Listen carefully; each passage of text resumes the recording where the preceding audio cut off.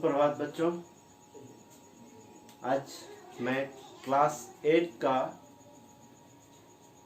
भूगोल अध्याय 2 भूमि मृदा जल प्राकृतिक वनस्पति और वन्य जीव संसाधन का 6वां भाग पढ़ाने वाला हूँ। ठीक है, जिसमें आज हम लोग पढ़ेंगे प्राकृतिक वनस्पति और वन्य जीव का संरक्षण कैसे करेंगे। इससे पहले वाले पार्ट में हम लोग पढ़ लिए थे कि प्राकृतिक वनस्पति क्यों जरूरी है, प्राकृतिक जीव क्यों जरूरी है। आज हम लोग पढ़ रहे हैं उनका संरक्षण कैसे करेंगे। ठीक है, तो अब हम लोग जानेंगे। सबसे पहले हम लोग देख लेते हैं कि ये जो प्राकृतिक वनस्पति है या वन्य जीव क्यों नष्ट हो रहे हैं, उनके नष्ट होने का कारण क्या है। पहले ये जान लेंगे, फिर स्टेप बाय स्टेप हम लोग आगे बढ़ेंगे। ठीक है, तो चलिए वीडियो की शुरुआत करते हैं। समय हम लोग ज़्यादा बर्बाद नहीं करेंगे। ठीक है, तो अभी हम सबसे पहले देखेंगे इनके नष्ट होने का कारण क्या है। तो सबसे पहला कारण जो बताया गया है वो है जलवायु में परिवर्तन। तो जलवायु और मौसम, आपने पढ़ा होगा जलवायु क्या है और मौसम क्या है। मौसम जो होता है वो दिन ब दिन बदलता है। आज का मौसम सुबह में कुछ और होगा, शाम में कुछ और होगा, लेकिन जलवायु जो होता है किसी निश्चित जगह के लिए लगभग एक जैसा ही होता है। जैसे आप जम्मू कश्मीर में जाएंगे तो वहाँ का मौसम ज़्यादातर आपको ठंडा ही मिलेगा। वहीं आप साउथ में जाएंगे, कर्नाटक साइड में जाएंगे तो आपको वहाँ का मौसम लगभग कुछ गर्म मिलेगा। ठीक है, तो कुछ जगह फिक्स रहता है कि यहाँ का जो 5 साल या 10 साल का जो औसत मौसम होता है उसको जलवायु कहते हैं। तो जलवायु के बदलाव के कारण भी इन सब का नष्ट होता है। जैसे एक एग्जांपल लेते हैं, जलवायु गर्म हो रहा है, मान लीजिए अभी मौसम हम लोग जलवायु जो गर्म हो रहा है उसका कारण क्या है, वायुमंडल में कार्बन डाइऑक्साइड का ज़्यादा हो जाना। अगर वायुमंडल में कार्बन डाइऑक्साइड ज़्यादा हो जा रहा है तो इससे क्या हो रहा है, हमारा ग्लेशियर जो है, ग्लेशियर क्या होगा, पिघलेगा। पिघलने से ग्लेशियर का पानी महासागर में आएगा, महासागर का पानी बढ़ेगा, महासागर का पानी बढ़ेगा तो वो आसपास के क्षेत्र को डुबो देगा। इसीलिए आपने शायद सुना होगा जो हमारा पड़ोसी देश है मालदीव, उसने अपना एक उपाय भी खोजने लगा है कि उसे लगता है कि अब उसका देश डूब जाएगा, क्योंकि समंदर का पानी जो दिन ब दिन बढ़ता जा रहा है। एक दिन ऐसा जरूर आएगा कि कुछ जगह डूब जाएगा, तो वहाँ के रहने वाले लोगों को समस्या आ सकती है। इसलिए उन लोग अपना जगह खोजने लगे कि अब हम लोग कहाँ जाकर रहेंगे। भारत में भी जो भारत का सबसे दक्षिणतम पॉइंट था इंदिरा पॉइंट, वो डूब गया है। आपने सुना होगा कि इंदिरा पॉइंट डूब गया। क्यों डूबा, सुनामी आने के बाद वो डूब गया, अब वो समुद्र में है। तो इसी प्रकार जलवायु परिवर्तन के कारण वहाँ रहने वाले पेड़ पौधे भी नष्ट हो सकते हैं, वहाँ रहने वाले जानवर भी नष्ट हो सकते हैं। ठीक है, उम्मीद करते हैं समझ में आया होगा जलवायु क्या है। अगला है, मानव का हस्तक्षेप के कारण प्राकृतिक आवास नष्ट हो गया है तथा बहुत सी जातियां असुरक्षित और अथवा संकटपन्न है। ठीक है, और विलुप्त होने के कगार पर है। मानव का जनसंख्या दिन ब दिन बढ़ रहा है। जनसंख्या बढ़ने से क्या हो रहा है, वो घर भी बनाएगा, है ना, घर बनाएगा, फिर वो उसको बहुत सारी आवश्यकता होगी, उसके लिए वो जंगलों को काटता है, पेड़ पौधों को काट देता है। वो रहने के लिए, आवास के लिए जंगल तक पहुंच गया है। इससे क्या होगा, वो पेड़ पौधे काटते हैं, वहाँ पे गांव बनाते हैं, गांव बनाने से जंगल कटता है तो वहाँ रहने वाले जीव जंतु को समस्या हो जाता है। वो कहाँ रहेंगे, हमने तो उनका घर छीन लिया, वो अब कहाँ जाएंगे, तो वो हमारे घर की ओर आएंगे ही। तो वहाँ के आवास को हम लोग, मानव अपना जरूरत के लिए उन जानवरों के आवास को हम लोग नष्ट कर रहे हैं। ठीक है, तो इससे क्या हो रहा है कि मानव का जितना भी जरूरत हो रहा है उसके कारण उसका आवास तो हम लोग छीन रहे हैं। साथ ही साथ मानव का जरूरत बढ़ रहा है, जैसे कि मोबाइल में रेडिएशन होता है। मोबाइल में हम लोग बात करते हैं, आप जानते होंगे मोबाइल में हम यहाँ बैठे बैठे कहीं और भी बात करते हैं। तो ये कैसे बात होता है, एक हम लोग सिग्नल भेजते हैं, तो सिग्नल में रेडिएशन होता है। रेडिएशन एक टावर के माध्यम से होता है, जिसके रेडिएशन के चलते जंगलों के पक्षी भी मर जा रहे हैं। आप देखे होंगे पहले बहुत सारा कौवा दिखता था, आजकल कौवा भी कम दिखने लगा है। क्यों, क्योंकि ये रेडिएशन के कारण बहुत सारे पक्षी मर जा रहे हैं। तो ये मानव का प्रभाव के कारण बहुत सारे जो जीव जंतु वो मर रहे हैं। ठीक है, बहुत सारे जैसे बाघ हुए या फिर बहुत सा जानवर, उनको उनके खाल के लिए मारा जाता है, उनके दांत के लिए मारा जाता है। किसी भी जानवर को किसी भी रूप में मारा जा रहा है। अब मानव अपना उपयोग के लिए, अपना फायदा के लिए जानवरों को मार दे रहा है। तो इससे क्या हो रहा है कि बहुत सारे जो जीव जंतु हैं धीरे धीरे खत्म होते जा रहे हैं। ठीक है, बहुत सारा कारण है उसका, उसको आप अगले क्लास में पढ़ेंगे। फिलहाल ये जानिए कि मानव के हस्तक्षेप के कारण बहुत सारे प्राकृतिक आवास और जो कुछ जानवर हैं वो संकटापन्न हैं या कुछ विलुप्ति के कगार पर हैं, यानी विलुप्त हो रहे हैं। ठीक है, अगला हम जानेंगे वनों उन्मूलन। वनों उन्मूलन यानी पेड़ पौधों को काट दे रहे हैं। मैंने अभी बताया कि लोग अपनी जरूरत के लिए, अपने घर बनाने के लिए जंगलों को काट दे रहे हैं। जंगलों को काट दे रहे हैं, अर्थात वनों उन्मूलन कर दे, वन का उन्मूलन कर दे, वन को हटा दे रहे हैं। ठीक है, मृदा अपदरण यानी बारिश आता है या फिर किसी बाढ़ के कारण मिट्टी कट जा रहा है। मिट्टी कट जाने से वहाँ पेड़ पौधों को नुकसान होता है। ठीक है, तो ये सब भी इनके नष्ट होने का कारण है। ठीक, अब हम देखेंगे निर्माण कार्य। बहुत सारे निर्माण कार्य हो रहा है, फैक्ट्री बन रहा है, घर बन रहा है। उन सब के कारण भी हम लोग जंगलों को या पेड़ पौधों को काट देते हैं। ठीक है, और पेड़ पौधे कटेंगे तो जानवरों को भी नुकसान होना ही होना है।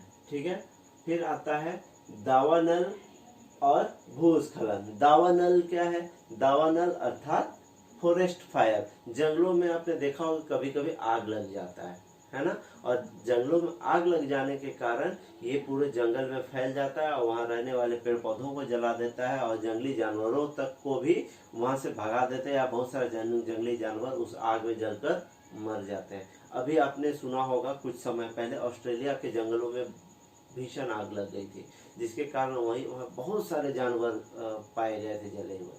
तो ये क्या हो रहा है, जंगलों में आग लग जाने के कारण वहाँ के बहुत सारी प्रजातियां नष्ट हो जा रही हैं। तो ये दावानल भी एक कारण है इनके नष्ट होने का। भूस्खलन, जब मिट्टी टूट के नीचे गिरती है या पहाड़ टूट के नीचे गिरता है तो भूस्खलित हो जाने के कारण भी बहुत सारे पेड़ पौधे के नष्ट होते हैं, बहुत सारे जानवर भी मर रहे हैं। ठीक है, अनाधिकार शिकार अर्थात जो लाइसेंस नहीं है, जिसके लिए सरकार मना करती है, वो काम भी लोग कर रहे हैं। तो जानवरों को अनाधिकृत होकर जानवरों को मार रहे हैं। जैसे कि कुछ जानवर हैं उनको मारा जाता है। क्यों मारा जाता है? पशु खाल के लिए, उनके चमड़े के लिए मारा जाता है। पशु खाल या चमड़ा एक ही चीज है। नाखून के लिए मार दिया जाता है। दांत के लिए, दांत को तो हाथी का दांत आप जानते ही होंगे, उससे बहुत सा आभूषण बनता है, उसके लिए मार दिया जाता है। पंखों के साथ सींगों के एकत्रीकरण, बहुत सारे जानवरों को उनके सींग के लिए मारा जाता है। और बहुत सारा उनका गैर कानूनी व्यापार है, जिसके कारण जानवरों को मार दिया जाता है। तो इन सब के कारण जंगली जानवरों या प्राकृतिक वनस्पति का नुकसान हो रहा है। तो अब ये नुकसान हो रहा है तो इसको हम लोगों को बचाना है। ठीक है, अब कैसे बचाएंगे उसके लिए हम लोग कुछ उपाय देखेंगे। उससे पहले यहाँ बताया गया है शिकार किए जाने वाले कुछ जानवर या जीव तो क्या क्या है। जैसे कि देखिए, चीता, शेर, हाथी, ब्लैक बक, मगरमच्छ, दरियाई घोड़ा, हिम तेंदुआ, शुतुरमुर्ग और मोर, ये सब ऐसे जीव हैं जिनको उनके इन सब चीजों के लिए उनको मार दिया जाता है। ठीक है, तो इनके कारण इन सब का नुकसान होगा। अब हम देखेंगे संरक्षण के उपाय। तो संरक्षण के उपाय क्या क्या है? पहला, राष्ट्रीय उद्यान। राष्ट्रीय उद्यान क्या है? इसको इंग्लिश में नेशनल पार्क कहते हैं। नेशनल पार्क में क्या, जो जंगली जानवर होते हैं उनको एक विशेष क्षेत्र में आरक्षित कर दिया जाता है, जहां पर किसी बाहरी मनुष्य का आना जाना मना होता है। हाँ, अब मनुष्य उसमें घूमने जाएगा लेकिन वहां पर कुछ चुन नहीं सकता है, वहां पर कुछ जंगल का कुछ वस्तु उठा नहीं सकता है। ठीक है, वो पूरी तरह से आरक्षित होता है। ठीक है, फिर वन्य जीवन अभयारण्य।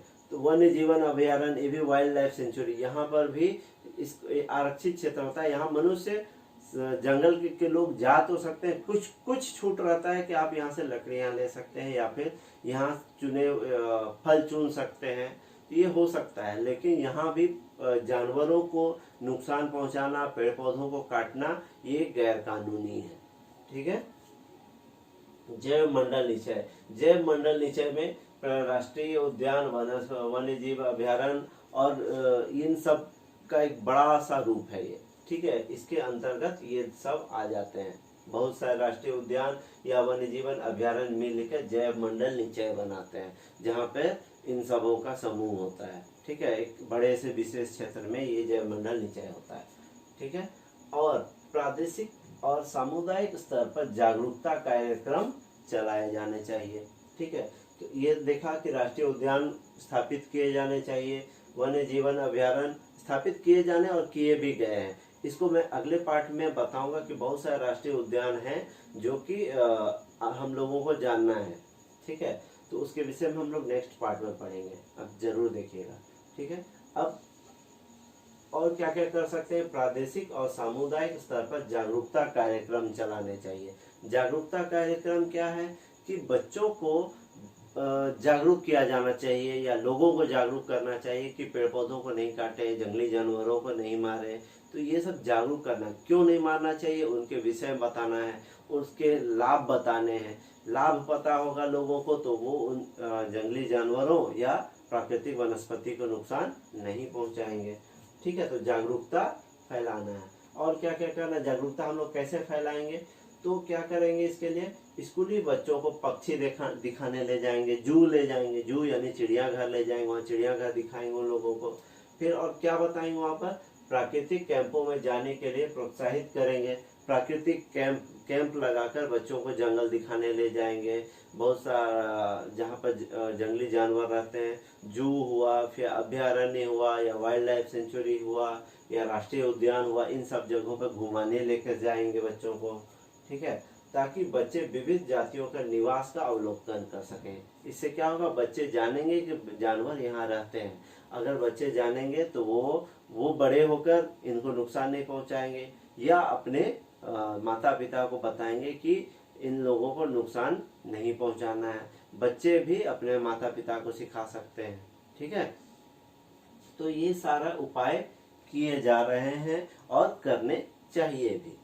ठीक है, अब इसके लिए अंतर्राष्ट्रीय स्तर पर क्या हो रहा है। ठीक है, ये तो हमने देखा कि हम लोग अपने देश में कर रहे हैं और विभिन्न देश करते भी हैं, और इसमें अंतर्राष्ट्रीय स्तर पर क्या किया गया है वो भी बताया गया है। तो न्यूयॉर्क नहीं, वाशिंगटन में एक संगठन बना था अंतर्राष्ट्रीय स्तर पर, जिसका नाम है साइट्स, CITES।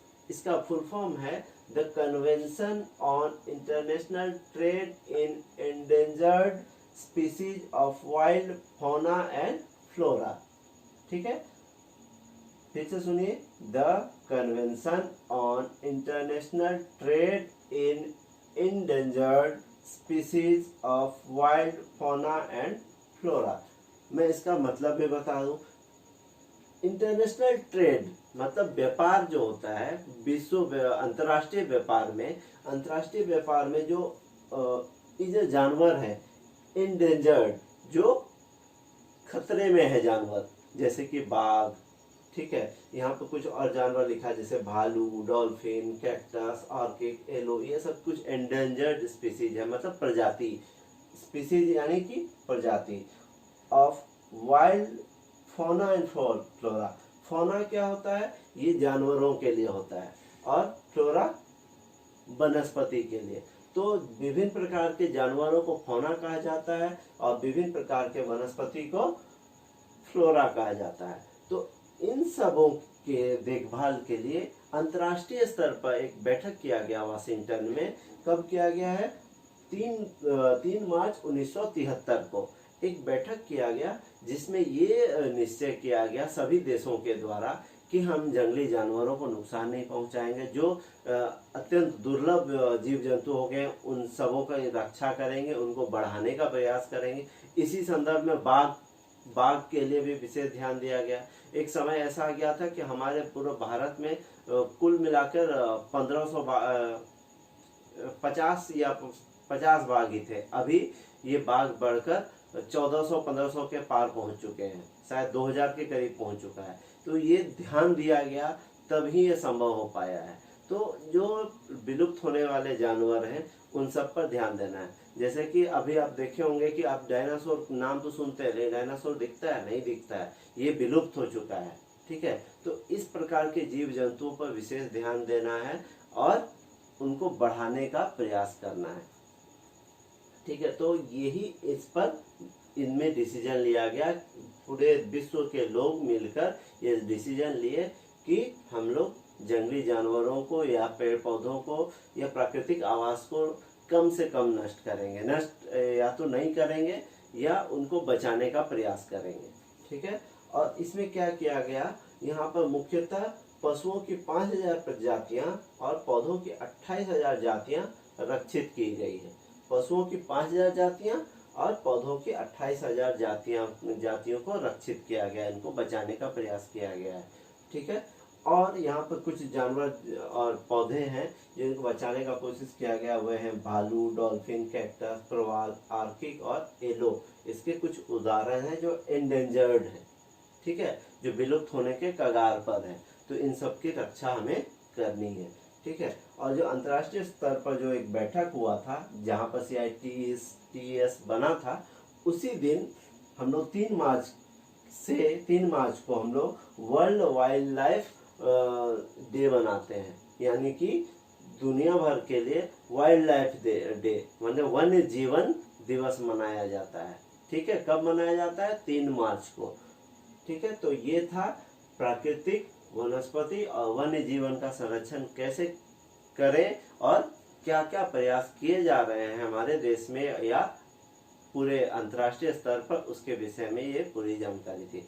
उम्मीद है आपको ये जरूरी लगा होगा और आप इसको 1 या 2 बार आप पूरा देखें, ध्यान से देखें, ताकि ये पूरा टॉपिक अच्छी तरीके से क्लियर हो जाए। और अपने पुस्तक को पढ़ना ना भूलें, आपके लिए बहुत फायदेमंद होगा। चलिए वीडियो को समाप्त करते हैं। पसंद आया हो तो लाइक जरूर करें और दोस्तों के साथ शेयर करना ना भूलें।